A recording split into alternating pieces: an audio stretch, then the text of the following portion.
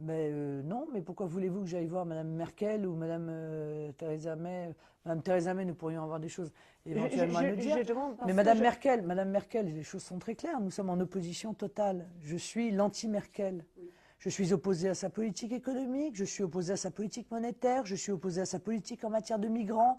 Très clairement, nous sommes en opposition totale.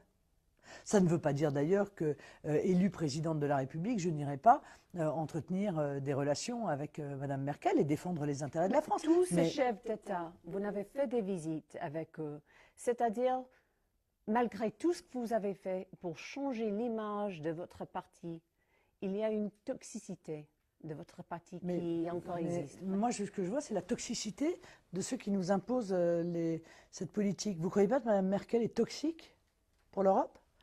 Elle a fait entrer 1,5 million de migrants. C'est pas toxique? Elle impose l'austérité à l'intégralité des pays d'Europe. C'est pas toxique? C'est elle qui est toxique. Et d'ailleurs, je vous signale qu'elle est de plus en plus isolée. Parce que l'air de rien, les grandes lignes politiques que je défends sont les grandes lignes qui sont défendues, effectivement, par M. Trump, c'est défendu par M. Poutine.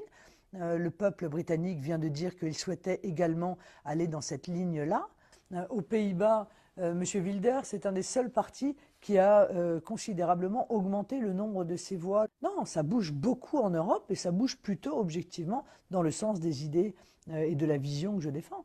Et si vous gagnez, madame, alors, ça présage le commencement de la fin de l'Union européenne. Mais l'Union européenne est presque déjà finie, pardon. Enfin, moi, je ne viens que dire, plutôt que d'attendre l'effondrement de l'Union européenne dans le chaos, je vous propose d'organiser sa transformation en Europe des nations, voilà, en respectant la volonté des peuples européens.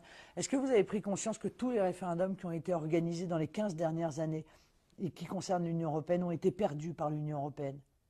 Tous les référendums sans exception. Est-ce que vous avez vu la Pologne dire non, moi je ne veux pas rentrer dans l'euro, alors qu'il y a encore quelques années, ils suppliaient de pouvoir rentrer dans l'euro? C'est fini. L'Union européenne, elle brille de